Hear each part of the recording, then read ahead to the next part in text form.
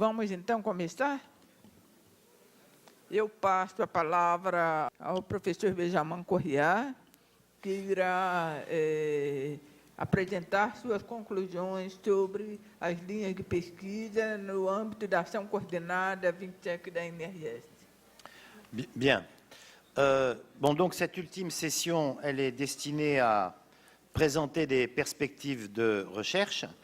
Donc, je m'exprime ici en tant que responsable de l'action coordonnée 27 de la NRS, qui est l'action coordonnée destinée au pilotage des recherches en sciences sociales, enfin en socio-économie, pour les pays du Sud.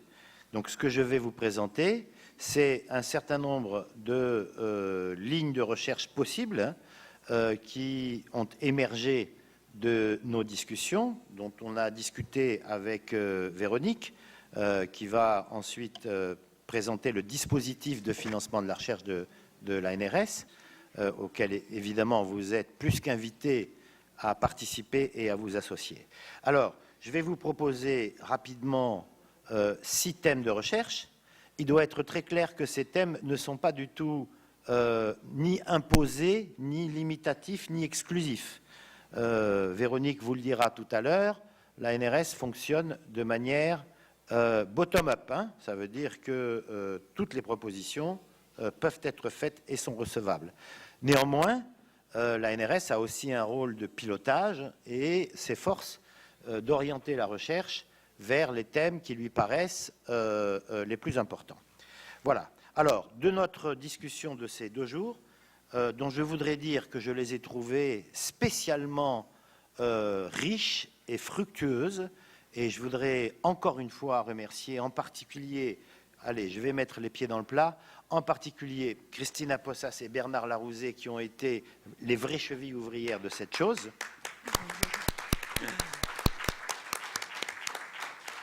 Et qui ont fait un travail absolument colossal, bon, et formidable. Mais là, ils sont récompensés et nous sommes récompensés.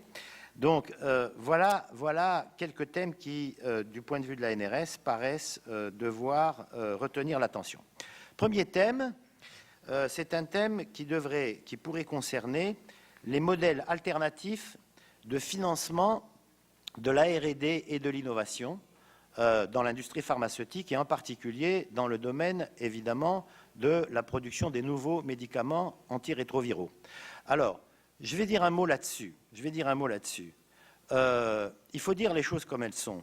Le modèle actuel de financement de la recherche et de l'innovation, c'est un modèle qui est basé pratiquement entièrement sur le principe que les découvertes, les inventions sont brevetées, donnent lieu à des rentes, et à travers ces rentes, on finance de l'innovation. Ce modèle n'est pas du tout le seul modèle possible, justement, c'est bien pour ça qu'il faut réfléchir à d'autres modèles, mais ce modèle, il est en plein épuisement. Ce modèle ne marche plus. Il ne marche plus, y compris en termes de productivité de la recherche.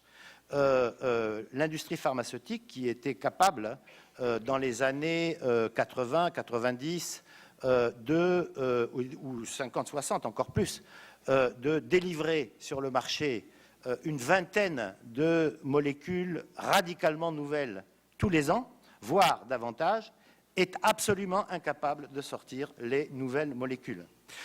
Et en sort entre 4 et 6 par an. On a donc une crise de productivité du modèle. Bon, alors, face à cette crise de productivité du modèle, la tentation de l'industrie pharmaceutique consiste à dire encore plus d'argent, encore plus de protection, encore plus de brevets, et il faut que les pays du Sud s'y mettent et payent eux aussi, puisque c'est l'idée de l'extension de la propriété intellectuelle aux pays du Sud. On a donc un modèle totalement épuisé, et on cherche à prolonger ce modèle au détriment des pays du Sud, en essayant de leur imposer une contribution à un financement d'un modèle qui ne marche plus. Voilà. Donc, ce qui nous paraît important, c'est d'ouvrir une ligne de recherche sur les modèles alternatifs. Alors, ces modèles alternatifs, ils peuvent procéder par relâchement des contraintes autour du modèle actuel. Par exemple, on en a parlé ce matin, Par exemple, on pourrait revenir en arrière par rapport au Bayh-Dole Act et par rapport au brevetage de la recherche publique et dire non, la recherche publique ne doit pas être brevetée, les molécules candidates doivent être libres, de manière à ce qu'il y ait davantage de participants qui peuvent s'approprier la matière première pour les nouvelles molécules, ou en tout cas ne peut plus être cédée sous forme exclusive. Voilà une première voie.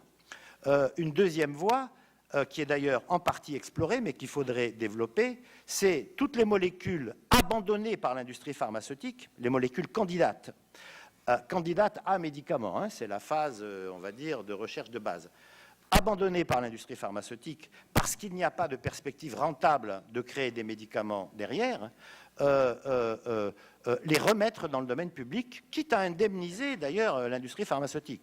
Je ne veux pas rentrer dans les détails, mais on a en Europe l'expérience de DNDi, Drugs for Neglected Diseases, qui fonctionne sur ce modèle-là. Elle récupère des molécules candidates abandonnées par l'industrie pharmaceutique, organise des partnerships public-privé et pousse jusqu'à des nouveaux médicaments. Et il y a un très grand succès qui a été fait dans ce domaine avec une nouvelle bithérapie contre la malaria. Bon, voilà, généraliser ça. On peut aussi... non mais là, je suis désolé, mais on va prendre le temps d'exposer le programme de recherche. Hein, je suis vraiment désolé. Hein. Bon, parce qu'on est là pour ça. Bien. Troisième ligne qu'on peut explorer, exposée par plusieurs organisations internationales, c'est mettre en avant des prix plutôt que des brevets. Ça veut dire que, voilà, on dit tant d'argent à celui qui découvre la molécule pour ceci, pour cela. Ce qui a l'avantage de recruter beaucoup de monde à travers le monde pour participer à ces voilà. Bref, revoir le système des incitations permettant de relancer la recherche dans l'industrie pharmaceutique et notamment dans le domaine des ARV, parce que le modèle est épuisé. S'efforcer de continuer sur l'ancien modèle, c'est aller dans le mur. Première question. Deuxième question de recherche, je vais aller plus vite peut-être sur les autres, c'est des questions qui ont été soulevées à plusieurs reprises, en particulier dans l'intervention de Cassier et Correa, mais aussi qui étaient transparentes dans celle de Cassandra Sweet, c'est le travail du judiciaire et du politique et l'interaction du judiciaire, du politique et du réglementaire dans la consistance du droit et dans l'établissement de droits nationaux. Et à travers ce jeu, l'élargissement des flexibilités, l'élargissement des possibilités d'action offertes en matière notamment de production de génériques. Bon, donc il y a tout un travail, la présentation de Cassier et Correa était très explicite là-dessus, sur comment le droit bouge, comment le droit évolue. Et un travail sur les flexibilités des TRIPS peut passer par là, peut passer par des réflexions, des comparaisons de modèles nationaux d'interaction entre réglementation, décisions judiciaires et intervention légale, hein, et la loi. Dans la présentation de Cassandra Sweet, par exemple, on a vu du côté de l'Inde un usage qui paraît très important du pre-grant et du post-grant qui ouvre toute une série d'espaces. Voilà, donc deuxième thème de réflexion. Troisième thème de réflexion qui a été aussi soulevé notamment par Elouan, qui est la question de cette arborescence des deuxièmes lignes et des nouveaux médicaments. A-t-on besoin d'une aussi grande variété que ça? Et quelles sont les implications de cette variété en termes de coûts? Parce que si on a cette grande variété, on a des problèmes d'économie d'échelle, on a des problèmes de changement de régime permanent, on a des problèmes d'outils de suivi liés à ces nouveaux médicaments et à ces changements d'échelle. Bref, réfléchir sur jusqu'où on a besoin de variété. On a besoin d'innovation, il n'y a pas de discussion. La question, c'est la variété. Quelle est la frontière entre la variété et l'innovation? Je sais plus, je m'excuse, je ne sais plus ton nom, mais dans une des présentations de Sandrine, voilà, Sandrine indiquait qu'il y a des recherches qui sont commencées à la NRS sur le coût-efficacité des deuxièmes lignes. Bon, alors c'est vrai que ça, c'est un des outils qui peut permettre d'arbitrer sur l'opportunité ou non de deuxième ligne, mais ce n'est pas le seul instrument. Il faut ouvrir la palette. Voilà pour le troisième thème. Quatrième thème, on en a parlé dans la table ronde à l'instant, qui est l'impact des financements internationaux. Christina, je trouve, a très bien élargi au problème de la gouvernance mondiale en matière de santé publique. Quel rôle joue exactement l'OMS, la question elle a été soulevée à plusieurs reprises, c'est pas très clair. Quelles sont les interactions entre les différentes formes de financement, Fonds global, Banque mondiale, etc. Quelles sont les conséquences? On voit bien que là, il y a vraiment un domaine. Et ce domaine, si vous voulez, il y a eu, il se trouve que moi, c'est des sujets qui m'intéressent, il y a eu 150 millions de papiers sur la nouvelle architecture financière internationale, qui nous a tout décrit par le détail, avant que tout explose. Mais ça, c'est une autre question, ou peut-être d'ailleurs que c'est la même. Bon, mais je passe. Il serait temps de réfléchir à l'architecture sanitaire internationale, pour lui donner un peu plus de consistance et un peu plus de sens. Et donc là, il y a encore une série de domaines de recherche qui peuvent être couverts.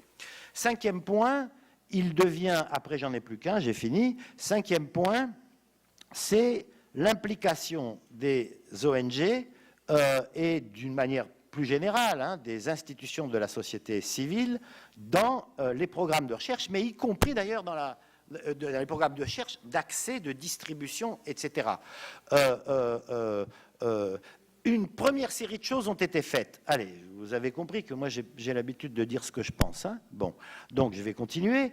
Une première série de choses ont été réalisées dans ce domaine-là, et c'est vrai que dans le board du Fonds mondial, de l'UNITED, etc., il y a des représentants dits de la société civile. Est-ce que ça suffit ? Est-ce que c'est ça qui garantit la vraie représentation des malades, la vraie représentation des pauvres, etc. Je ne suis pas sûr. Je ne suis pas sûr. Je pense que nous entrons dans une deuxième vague avec le scaling up, dans lequel il faut revivifier la réflexion sur comment prendre en compte le savoir, l'expérience, les besoins, les demandes de la société civile sur toute la chaîne, de la recherche à la distribution, jusqu'aux bouteilles qui ont été présentées, ce matin. Et le mode représentatif, à savoir un représentant de la société civile, c'est très bien, ça ne résout pas le problème. Il y a sans doute mieux à faire. Enfin, dernier point qui a été soulevé dans les interventions et sur lequel la NRS est prête à aider beaucoup, c'est tout ce qui peut concerner les coopérations trilatérales, en particulier entre la France, le Brésil et les pays du Sud, et pas seulement les pays de langue portugaise. Il y a le Brésil déjà, je sais, fait un excellent travail avec le Mozambique, etc. Mais il se trouve que la NRS est très présente en Afrique francophone et qu'elle peut servir de lien pour établir des coopérations, pas seulement avec les pays de langue portugaise, mais avec les pays de langue française. Voilà. Alors c'est non exclusif, c'est 7 thèmes, il peut y en avoir d'autres, mais il nous a semblé que là, il y avait vraiment matière pour relancer une série de thèmes, plus exactement, pas relancer, pour élargir les domaines de préoccupation de la NRS et les domaines sur lesquels elle peut contribuer au financement. Voilà, je vous remercie.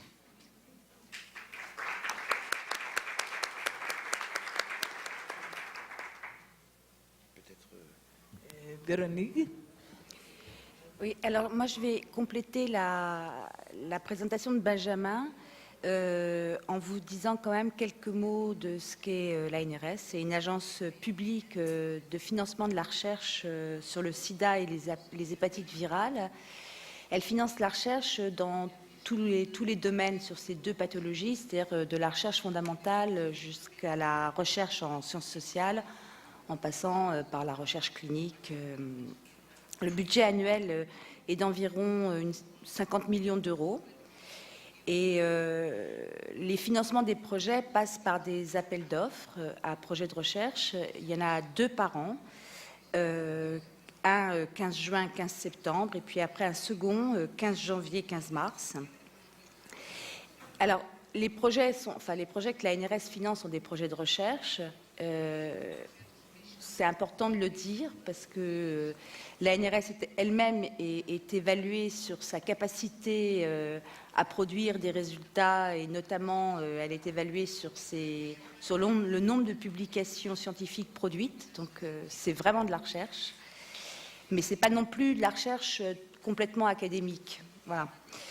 Les projets de recherche qui concernent les pays du Sud et au cas d'espèce qui concernent le Brésil sont évalués successivement par 2 comités scientifiques. Un premier comité qui est un comité spécialisé dans les sciences sociales et qui donne un avis sur la qualité scientifique des projets.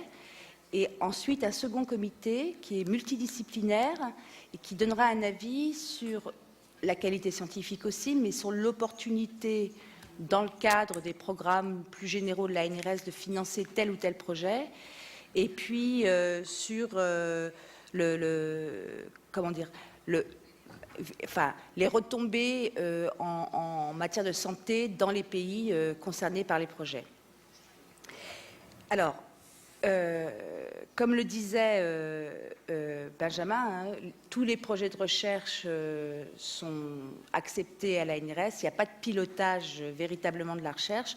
En revanche, il y a tout un travail d'animation de la recherche qui fait qu'il y a des priorités qui se dégagent. Et il se trouve que les thèmes qu'on a traités sur les 2 jours de ce séminaire font partie des priorités de la recherche financée par la NRS. J'ai oublié de dire que je précise que l'ANRS finance des projets, mais aussi des allocations de recherche, des bourses, pour des prédoctorants ou des postdoctorants.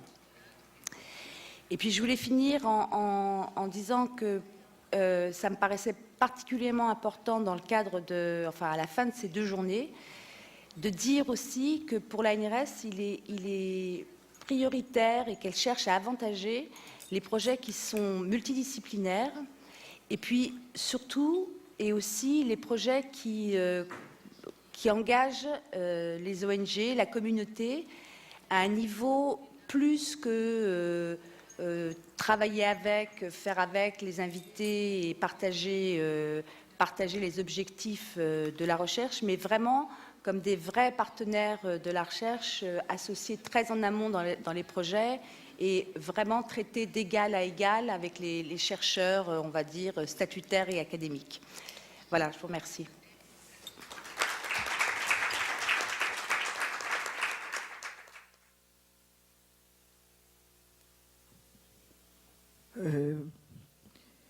Eu gostaria de fazer algumas considerações sobre a importância da nossa parceria científica com a França.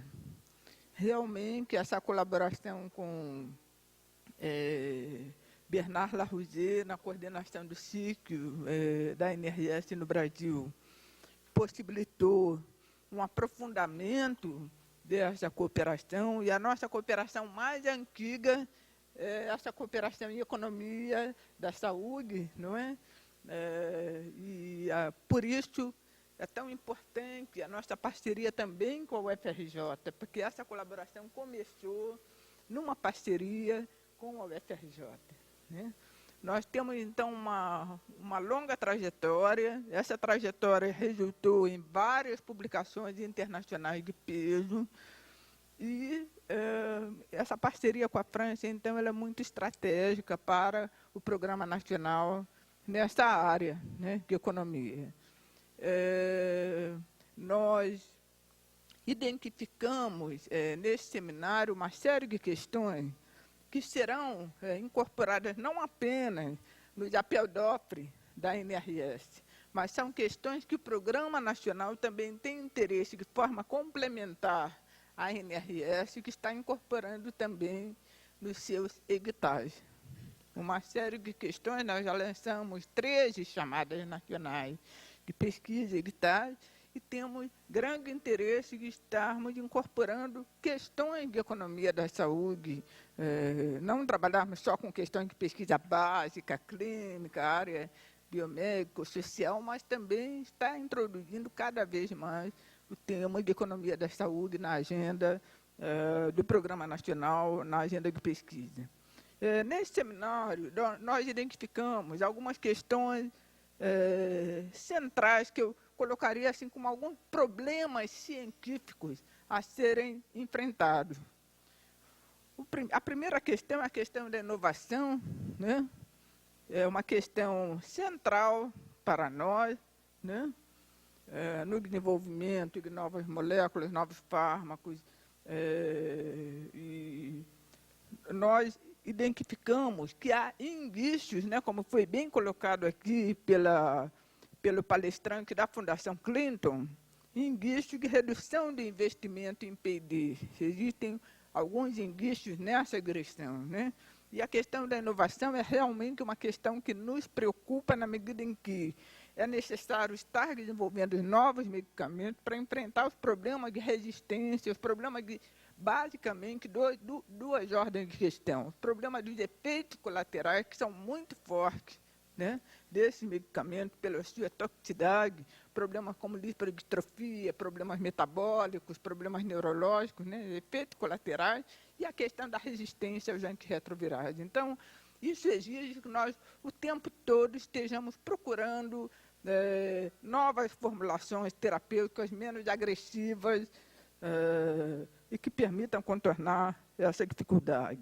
Uma outra questão que nós identificamos como um problema é que poucos países, inclusive o Brasil, possuem hoje capacidade tecnológica e industrial local, o que coloca uma situação de dependência externa que precisa ser mais bem estudada e equacionada, né? Nós temos...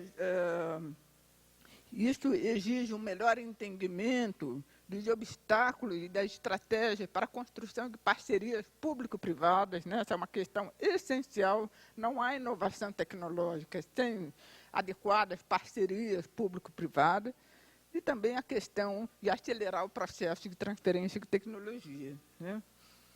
Um outro ponto que foi identificado na mesa agora foi a questão da alta dependência internacional, especialmente de países que dependem de fundos internacionais, né? Como o Banco Mundial, o Fundo Global e outros. E, finalmente, a questão do acesso, né? Nós temos um dado que apenas 25% da população que precisa de antirretrovirais, que vive com HIV/AIDS, só 25% no mundo tem acesso ao medicamento. Mesmo esses 25%, boa parte não tem um monitoramento adequado desse tratamento, né? Então, nós temos uma situação dramática em termos globais e que precisa ser equacionada. A questão do acesso, ela é central. Nós identificamos alguns temas com a ajuda aqui da Ana Célia Castro. Eu não vou entrar no detalhamento, ela construiu uma síntese dessa reunião, né, e nos ajudou bastante, com a Lia Rasenclever e a Cláudia Chamas, né? Elas sentaram, identificaram os temas que foram apontados aqui, e nós, então, vamos mencionar alguns desses temas, e eu vou passar depois a palavra à Ana Célia, para que ela possa fazer um detalhamento maior. Do ponto de vista do acesso e de modelos de políticas públicas de distribuição, né, nós precisamos desenvolver mais estudos sobre as reais condições de acesso dessa população, a questão da qualidade desses serviços, né, avaliação de serviços, custo-efetividade, a questão do diagnóstico e monitoramento, né, a questão da rede de laboratórios, né, uma questão fundamental, né, que precisa ser estudada nos países, né, a questão dos mecanismos de controle social, né, pelas organizações da sociedade civil, o peso desse controle social em cada um dos países, o papel desse controle social, a questão do financiamento público-privado, né, qual é o peso real do financiamento privado em países em desenvolvimento, né? Nós sabemos que alguns países, por exemplo, a Nigéria, né, o peso do financiamento privado é enorme, né? Vários países africanos enfrentam, de um lado, uma situação dramática, alguns países com até 40% a 50%, né, de prevalência, e com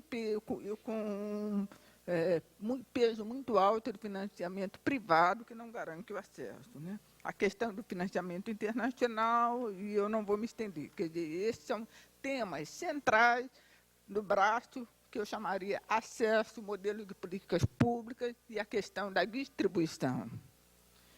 Do ponto de vista da governança e da capacidade tecnológica, né, da governança internacional e local, da propriedade intelectual e da capacidade tecnológica industrial, a equipe aqui que colaborou com a Anastélia, né, identificou dois temas, que são dois temas estratégicos, que depois eu vou pedir para a Ana detalhar um pouco melhor. Um bloco de temas relacionados a como explorar os graus de liberdade, as flexibilidades do atual regime de PI, né, um aprofundamento maior dessas questões. E um outro braço, que é o braço de um conhecimento, estudos mais voltados para a questão da reforma do TRIPS, né, a situação atual do TRIPS e que estratégia se estaria visualizando para a reforma dos TRIPS na perspectiva dos fármacos e das pandemias. Eu vou encerrar por aqui e vou passar, então, a Anastélia para ela detalhar um pouco melhor essas duas linhas, exploração de flexibilidade e grau de liberdade. Então, antes de começar, eu queria dizer algo que eu devia ter dito no início, né, que da honra e do prazer de ter estado, de ter trabalhado com essa comissão, apesar de que eu não sou propriamente dessa temática, né, começa a ser um pouco da temática de propriedade intelectual, mas e destacar o que já foi feito aqui, o papel da Cristina e do Bernard Larosière, e também da Fabienne Orsi, do Corriat e da Veronique, né? Foram momentos de reunião muito interessantes, que eu acho que tem que começar mencionando que foi uma oportunidade, foi um aprendizado e que eu agradeço imensamente. Em segundo lugar, eu não vou propriamente detalhar, porque eu acho que nós estamos... que não é o caso do detalhamento, eu acho que eu vou mencionar só os grandes temas, porque isso vai ser encaminhado e, enfim, não faz sentido. Então, os dois grandes temas em propriedade intelectual são explorar os graus de liberdade do atual regime de propriedade intelectual e um estudo comparativo dos países considerados mais relevantes. E um outro bloco em propriedade intelectual, isso tem vários desdobramentos. E um outro bloco, reforma de TRIPS, na perspectiva dos fármacos e das pandemias. Eu acho que a gente tem uma oportunidade muito grande que é dada pela ocorrência de questões de saúde globais em que realmente você tem que enfrentar de uma maneira coordenada, uma questão de governança global da saúde que precisa ser um pouco melhor estudada. Bom, então, esse é um grupo de estudos. O outro tem a ver com a capacitação tecnológica e industrial. E aí tem três grandes temas: incentivos à inovação em fármacos em países em desenvolvimento, balanço e perspectivas, a questão das competências e oportunidades nacionais, isso se desdobra em vários subitens, e, então, acho que essa questão da capacitação tecnológica e industrial mereceria um desdobramento num conjunto de subtemas que eu vou deixar indicados. Bom, e, por último, a gestão dos fundos internacionais, que foi muito bem discutida aqui, não só do ponto de vista das condicionalidades, né, prós e contras dessas condicionalidades, e explorar um pouco a questão das estratégias de aplicação dos recursos do fundo, né. Faz falta uma análise de eficiência, de eficácia e de efetividade. Esse detalhamento vai ficar por aqui, e eu realmente agradeço imensamente essa oportunidade de ter assistido um seminário que foi tão interessante, tão rico, tão cheio de contribuições, né, que ampliou imensamente o conhecimento nessa área. E eu quero dizer também que o seminário foi todo gravado, em algum momento vai se decidir a questão da disponibilização dessa. Agradeço o Wellington, que está ali atrás, e vocês depois vão agradecer a equipe dos tradutores, na verdade, que é algo que a gente sempre esquece no final, mas, enfim, era isso que eu queria dizer. Muito obrigada, Ana. Agora é o Bernardo. Nós temos um tempo curto, né? E nós poderíamos, eu passaria a palavra ao Dr. Bernard Larosière, e depois eu e o Dr. Bernard faremos o encerramento.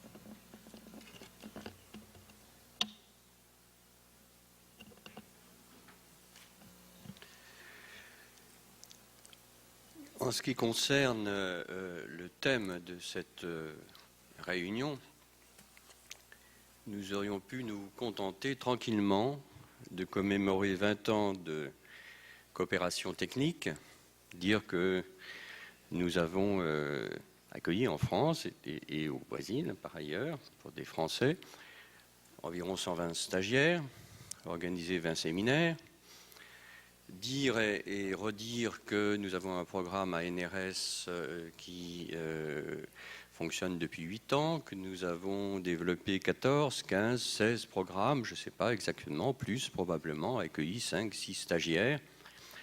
C'était vraiment la solution de facilité, c'est ce que certains souhaitaient. Mais ce n'est pas ce que nous souhaitions. Nous souhaitions quelque chose qui était beaucoup plus un défi, qui est devenu à un certain moment un combat, en abordant des thématiques qui sont des thématiques d'actualité, qui sont des thématiques centrales. À la fois, nous l'avons vu pour le Brésil, pour la France également, par certains côtés, pour l'Afrique, de façon générale pour les pays du Sud. Et je ne sais pas quelle vie individuellement, on ne va peut-être pas voter maintenant, mais en tout cas, j'ai l'impression qu'il y a un certain consensus sur ce que nous avons réussi ensemble en termes à la fois de qualité scientifique, mais également en termes de, j'aime pas le terme humanitaire, en termes d'humanisme, si vous me permettez cette expression. Et je pense que si nous avons réussi cela, c'est pour plusieurs raisons. Je pense que la première raison, peut-être la raison principale, c'est que dès le départ, dès la séance inaugurale, sont vraiment les personnes concernées qui se sont retrouvées au centre du débat. Parce que ce dont on a discuté, en fait, il y a encore quelques instants, c'est avant tout de problèmes d'équité pour que les pauvres comme les riches, les personnes du Nord comme les personnes du Sud aient de façon égale accès au traitement antirétroviral et bénéficient d'un suivi de leur traitement qui leur permettent de vivre dans les meilleures conditions possibles. Je pense que la seconde raison, c'est le fait que le militantisme, qui je crois est le nôtre, s'appuie sur une rigueur scientifique, ne s'appuie pas seulement sur des discours. Je pense que ça, c'est vraiment un point extrêmement important. Et quand je parle de militance, de militantisme, je parle de militantisme non seulement de la part de la société civile, je parle également d'un militantisme gouvernemental, je parle également d'un militantisme académique et universitaire. Je pense que le Brésil nous en donne l'exemple. Et je voudrais paraphraser une déclaration d'un candidat français à l'élection présidentielle il y a quelques années pour vous dire que finalement personne n'a le privilège du militantisme. Je voudrais également vous dire que je pense, si notre coopération a un dynamisme, au terme de cette réunion, personne ne conteste, parce qu'au fil des années, elle a pu intégrer de nouvelles équipes françaises et brésiliennes, elle a pu intégrer de nouveaux enthousiasmes, elle a pu prendre, notamment au cours de cette réunion, une dimension qui n'est pas seulement une dimension franco-brésilienne, mais également une dimension que j'allais dire trilatérale. Et moi, je suis un un Africain, si on veut dire, à ma manière, parce que j'ai fait toute ma carrière en Afrique. Le Brésil, pour moi, était un accident, même si j'y travaille depuis 20 ans. Et je peux vous dire que j'ai été particulièrement touché par cette participation et par le fait qu'on a ouvert de nouveaux champs de coopération qui vont au-delà des discours et qui passent en fait par la présence physique et par la convivialité qui, je crois, a été la nôtre. Je voudrais bien entendu remercier les intervenants, les présidents de séance, les discutants, mais je voudrais également remercier tous ceux qui ont assuré la logistique de cette réunion et qui nous ont aidés à faire vivre cette réunion.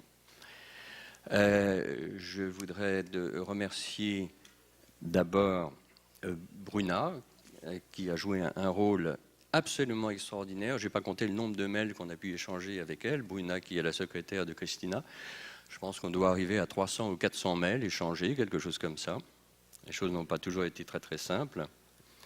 Je voudrais remercier également l'équipe du ministère de la Santé, notamment Flavia, qui a organisé la logistique de la réunion. Et là encore, ce n'est pas une chose qui est toujours simple, nous le savons bien. Je voudrais remercier nos traducteurs. L'un d'entre eux est notre partenaire depuis, je crois, une dizaine d'années à peu près. Et je pense que bientôt, on pourra sans aucune difficulté laisser les traducteurs parler. On n'aura même plus besoin d'intervenir parce qu'ils vont connaître le sida aussi bien que nous. Je voudrais remercier également, bien entendu, le programme national.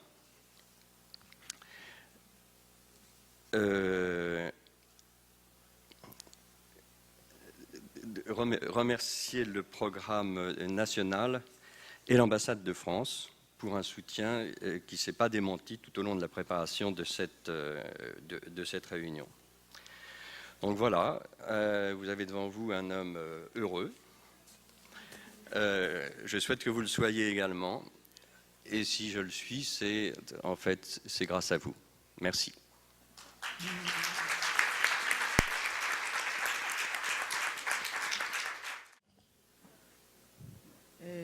Teremos agora uma sessão de encerramento que, na verdade, é muito importante lembrar.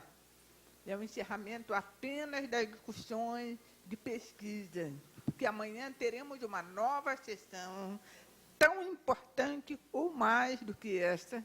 E eu peço a todos os presentes que estejam participando ativamente amanhã, que será a sessão com as organizações da sociedade civil e os profissionais de saúde, né? É muito importante que todos compareçam, né?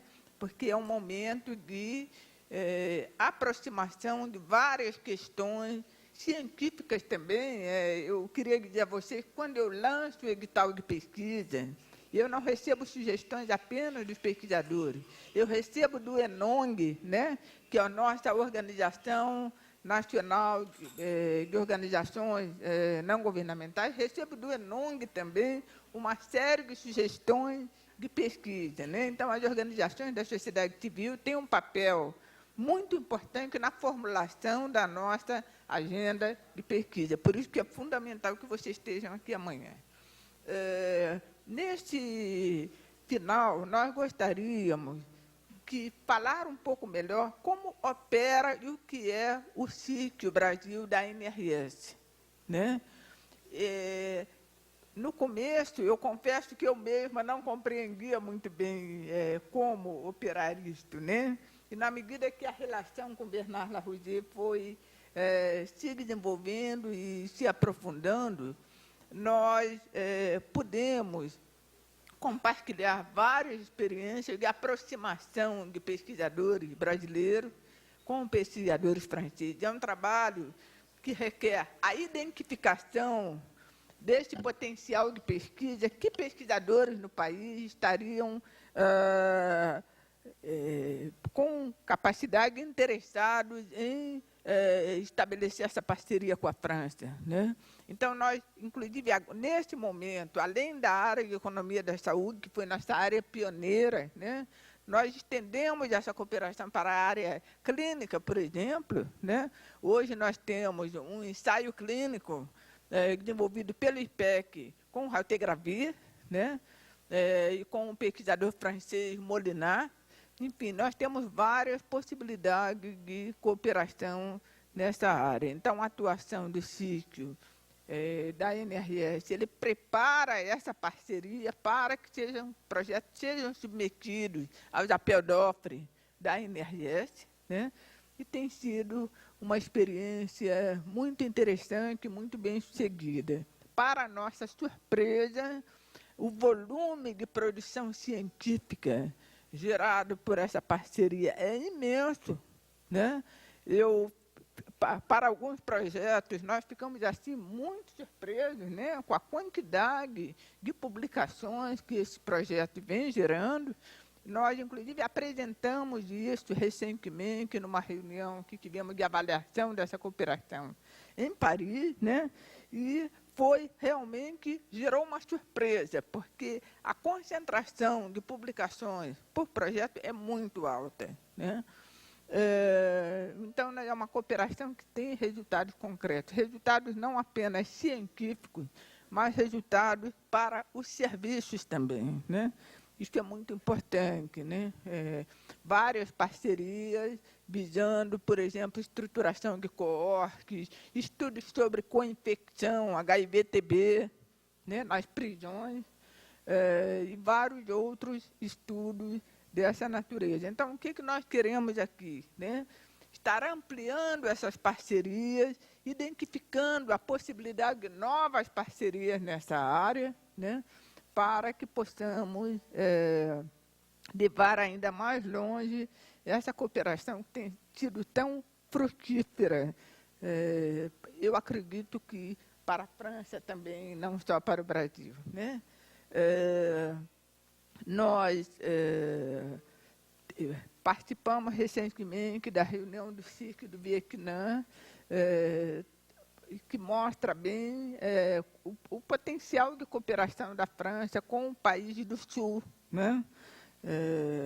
Com projetos extremamente interessantes, e alguns deles em áreas em que nós não desenvolvemos muito, e outros nossos em áreas que eles não desenvolvem. Então, uma certa compensação, complementaridade nesse esforço científico.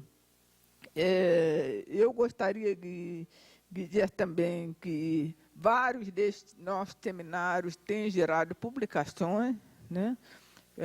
O seminário anterior de Economia da Saúde acabou resultando na publicação que foi mencionada aqui, coordenada pelo professor Correa, e várias outras publicações importantes. Nós temos feito um esforço no sentido de avaliação dessa cooperação, né? Aprofundamento dessa cooperação. O peso da área social e econômica nessa cooperação é muito grande, né?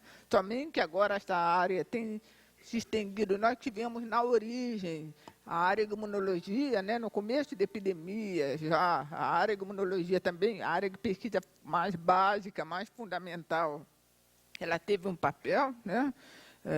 Com toda uma colaboração que foi iniciada pela Fiocruz, né? Marília Morgado, o próprio Galvão e o grupo, com o grupo da França, né? E, então, nós temos alguma coisa também na área de imunologia e economia da saúde, mas estamos estendendo isso. É basicamente isso. Eu gostaria de agradecer a equipe maravilhosa que eu tenho, né? Em especial a Bruna, que se dobrou para viabilizar isso, né, Bruna? E a Flávia Moreno, a Andréia Salomão, a equipe de tradução, né, a equipe de vídeo, e a todos os que possibilitaram, ao Márcio, né, que nos ajudou muito na coordenação também, e a todos aqueles que possibilitaram o sucesso desse seminário. Eu conto com todos vocês aqui de novo amanhã, né, para os debates com a sociedade civil, e passo a palavra ao professor Bernard Lavoisier.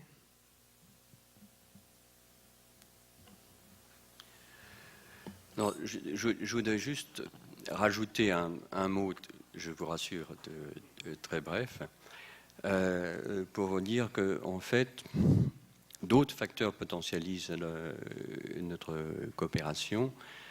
Il y a toute une série d'accords bilatéraux, CNRS, Fiocruz, des bourses CAPES, Cofecube, les circuits Fiocruz, INSERM, les accords interuniversitaires.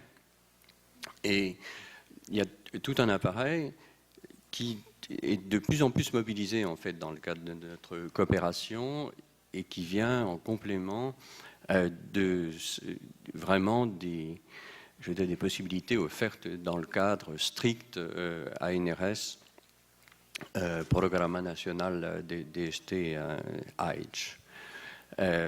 Certaines de ces possibilités sont sous-utilisées, notamment dans le cadre CAPES Cofecube, et je vous engage à vous qui voulez développer des programmes, à porter une grande attention. L'ambassade de France peut de vous renseigner, bien entendu, sur ce sujet, pour vraiment utiliser tous les outils qui sont mis à notre disposition. Tout simplement, encore une fois, je vous remercie. Multi obrigado. Gracias. Thank you.